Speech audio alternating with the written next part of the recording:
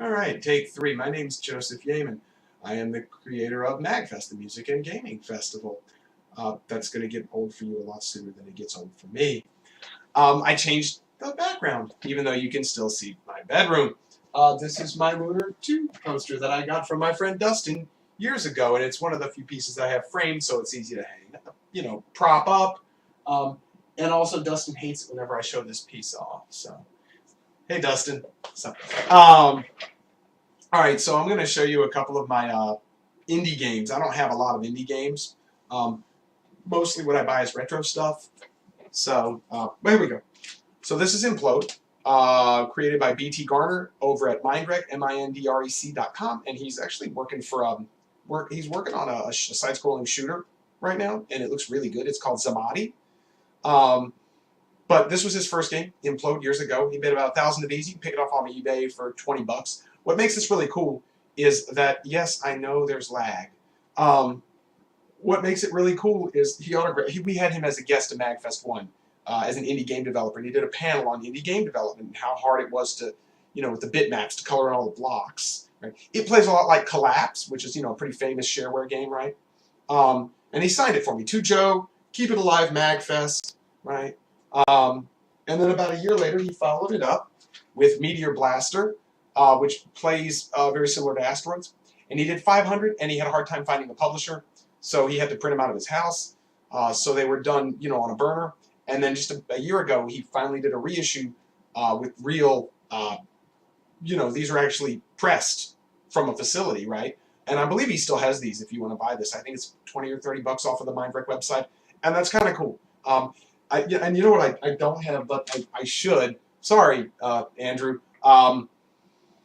Insanity X. I really should have a copy to show off, shouldn't I? I'm sorry. And this is my third one, Mysterious Song, which is a little indie RPG. It was made for PC a couple of years ago, and then they made a turbo version out of it, and they added a bonus dungeon. It's a traditional RPG.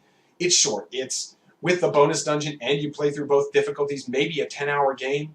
But I couldn't resist picking it up. It's fun. The music's really good, actually. It's kind of got a heavy metal soundtrack. That's pretty cool.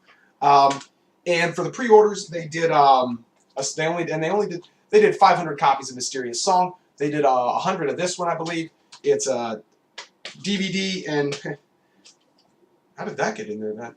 An original Splatterhouse sticker. That's kind of cool. I don't know how that got in there. Anyways, so they did business cards for the villain. That's kind of cool. And the bonus is a making of DVD and a soundtrack, right? So, and like I said, the soundtrack's really good, actually. Anyways, onto my Genesis Mega Drive indie dev titles. I don't know if these count. You guys probably know Super Fighter Team, Brandon Cobb. He got a lot of buzz recently. He did Nightmare Busters for the Super Nintendo, the port of Flynn's Adventure from years ago, right? I have his 3 Genesis RPG releases. Let's go backwards. Star Odyssey. This was actually a Japanese title from Hot B. Got canceled in the U.S. in like 92 and 91, and he did a professional release of it finally. He usually does about 600 to 1,000 copies, right? And the cases are always flimsy, but the insert, the cartridges are original. The instructions great quality. I believe it's color. It's stuff. Yeah. Full color instruction manuals. Any instruction manual is nice nowadays, isn't it? I actually played through this one. The encounter rate's ridiculous, but other than that, it's actually a decent story, right? No, I want to do Beggar Prince third. Wukong was his second one. Look at that, I'm a reflector. I didn't finish this one. It was made in Hong Kong, I believe. It's a Chinese Mega Drive developed game, and he ported it over 2008, 2009, I don't know. It's all on his website. He'd be the person to ask about this stuff. It's a bit more of a comical, adventure. And it was fun. I didn't finish it. A little too much grinding, but And then Beggar Prince, and I've got a weird story for Beggar Prince. This is the first printing, but I actually purchased the third printing. And for the third printing, he fixed a bunch of the bugs. There were save game bugs, and he changed the cover art. And I bought the third edition. and I opened the 2 cartridges and swapped them. So I have a first edition with the third edition chipset, board inside the cartridge, so all the bugs are fixed. In retrospect, I probably would have rather just kept the third edition because I like the art. At the time, I liked the first edition art better. Now I like the third edition art better. The second edition's identical to the first. It was just a reprint, more copies. But yeah, so this is kind of a one-of-a-kind copy of Beggar Prince, except for the guy who bought the other one off me, who has third edition with first edition guts inside the cartridge, right? So maybe worth more, worth less, I don't know. But that's kind of cool. And then the last one, Pure Solar. You guys have probably heard of this one. It's getting a lot of buzz now because in a month the HD edition comes out for download on Wii U and XBLA and whatever, and Steam and whatever. It's a fun game. I was so hyped about it. I was actually a little let down because I'm sure they fixed it all the HD edition. The graphics were a little grainy. That's the whole point of the HD edition. The menu system's a little clunky.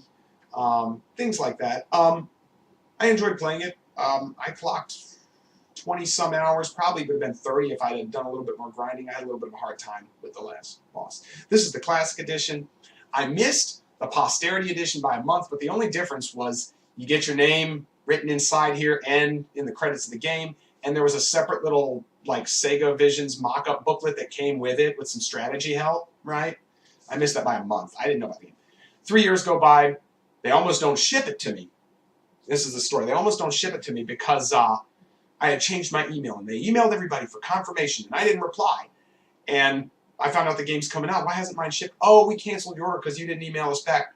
You'll just have to wait for the reprint edition. Reprint edition, my ass. 3 years ago I've been waiting on this. And that was the one guy in charge. And then the other guy in charge was much nicer about it. He's like, oh, I bought 50 copies for myself. I'll send you one of mine since you paid for it. Thank you. So they both autographed this copies. And there's very few out there that's autographed by both guys who made both of the 2 leads, right? This one actually is. That was nice of them. I guess that was their way to say, sorry, apology accepted. It's cool. I'll do some of my repros next. But that's pretty much all my indie games. So, I don't have a lot. Alright. Cool.